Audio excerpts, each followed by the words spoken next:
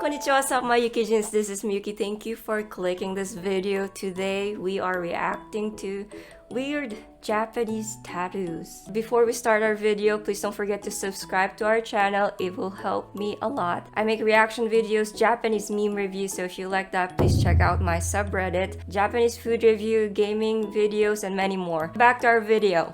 I just want to talk about history of Japanese tattoos, and as many of you guys know, tattoos are not really welcome in Japan yet. Sadly, if you have a tattoo in your body, you can't go to public pool, onsen hot spring, or gym, or even in beach. I heard from a friend that some people were even asked to leave just because they have a tattoo. In my opinion, that is very sad, because I believe tattoo is an art. Tattoos have been stigmatized in Japan, and it is largely associated with Yakuza. But if you look at the history of it, it's not really that bad. Well, 16,000 years ago, during Jomon era, people are already having tattoos. They put their tattoos on their face. In Kyushu, they use tattoo as their omamori. They call it bunshin. So they believe that it is something that protects them.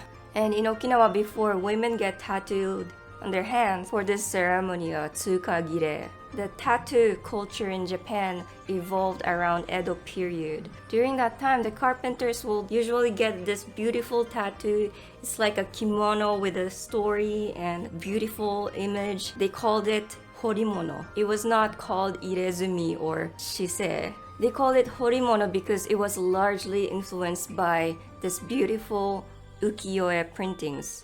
And I think that's pretty amazing. It is so beautiful. Also, the yujo, or the sex workers in Japan, were getting tattoos to show their romantic devotion with their customers. It was only around Edo period when the Japanese government used this as a punishment for the criminals. And instead of horimono, they called it irezumi. They tattooed people on their forehead, put like an X mark or ichi. Or for the third time, you get the inu tattoo like this one. And they will tattoo it around here below your elbow. So since it was somewhere that people could see it, it was very hard for them to rehabilitate. For some people, they will use those tattoos to scare other people. So other criminals get a horimono tattoos on top of it so they can hide it. And carpenters had a higher social rank during that time, so they didn't like when people called tattoo an irezumi, because for them it was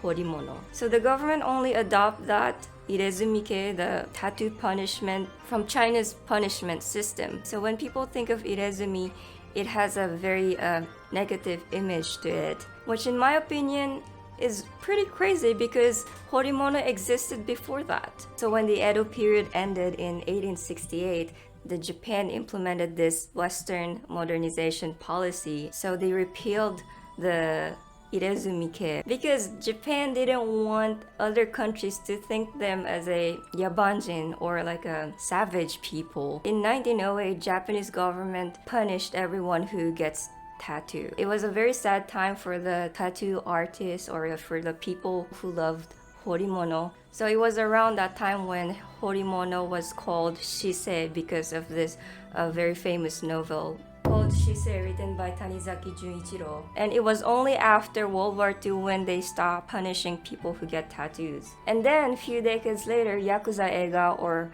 Yakuza movie became very popular in Japan. In that movie, these famous actors had tattoos. It's a way to express their manliness, and for some reason, it became a Yakuza symbol. Really crazy to me. So when you think of the history of tattoos in Japan, it didn't really start as a bad thing. Anyways, that was a long rant. Sorry. Alright, let's start. Okay, let's see and review the weird Japanese tattoos these days. Maybe some of you know that I already reviewed some of this few tattoos in my previous Japanese meme review, but we will look at it more today. I don't know what's his motive to get a tattoo like this. Evil woman. I don't know why he got this, but if you're gonna get a kanji tattoo, make sure you know the meaning, because kanji has many different meanings, different nuance. Make sure you ask someone who knows the language. Maybe he meant bad girl here? Okay, this one is pretty famous. I like that she braided her hair in the side so we can see this. I'm never gonna get that. Okay, who is this guy? He seems like a baseball player. Mudoku?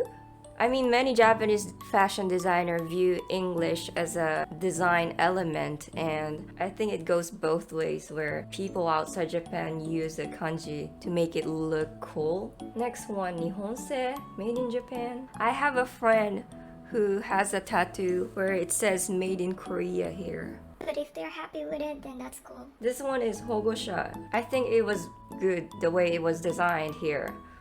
The balance is good. Although again, I don't know why she got it. It means a protector, Hogosha. Maybe it has a deeper meaning for this person. I like the design though. Like it has a very strong stroke. I love it. The harai, it's really nice. I can tell the tattoo artist knows calligraphy, but why? Again, why? Maybe he doesn't look gaijin in Japan. I don't know. Next one. Alright, this one, Baka Gaijin. Oh my gosh. Stupid foreigner, why? Did he mean he's a stupid person, or he thinks the foreigners are stupid and just being racist? I don't know. Tattoo removal costs a lot, and I heard it's very painful. I wonder if he has any regrets on getting this one. Okay, this is Chinese, I can tell. Because of these two characters, it's the simplified Chinese character. For the tattoo artist, I will give this writing 40 out of 100. By the way, in Japanese school, we have a calligraphy class, and we were always taught this basic strokes. From what I can tell, the stroke here in this cookie, well, in Chinese I think it's read Shenhuo Gongqi Ai. I forgot the tone, but this one is soda in Japanese, or cookie, air. Anyways, the stroke here, it's unbalanced. You can tell that the kanji here is a little bit better. The sumie design here is really nice, I think. Well, in Japan, I rarely see people use hiragana or even katakana for their tattoos. I think it's very unique. What is this one? Wow. I don't even know what that means, but it is very childlike handwriting. Well, since we have calligraphy class and we write kanji every day, we have more chance to better our writing. And it does take years to master Japanese writing, learning all the balance and where to apply pressure, the strokes, the hane, tome, harai, everything. It takes a lot of practice. Artistic renditions are even more challenging. So for us, it may take decades to master this Japanese calligraphy or shodo. Oh my gosh. This one means it hurts, itai. The balance is pretty bad, especially with this hiragana I. It is very painful to see. This means friend, house or home, and then love. It's not that bad. Especially it seems like it has a good meaning for her, right? Shuyaku wa dare desu ka? Who is a leading actor. Maybe it was only written using a marker, because I don't want to believe this is a real tattoo. There's a kanji for this word dare. It means who. Maybe they were lazy to write the kanji. There's no tome, harai. The strokes are very bad. This is what happens when you ask a tattoo artist who doesn't have any experience or knowledge in calligraphy. Oh wow. Satsujinken. What's that? Like a killer sword? Okay, the design, I will give this 70. Look at this harai. This harai here, the stroke here. It is really good. Why would you put killer sword though? Ooh, wow. Shizen no natural beauty. The thing here is so thin. I'm glad that she got it here, so it's easy to hide it. 英雄と超自然能力. That's so weird. I gotta say the tattoo artist did a very good job in designing this. It's really good. I can tell. He knows calligraphy. なんて言えばいいのかわからないわ。もうありえん。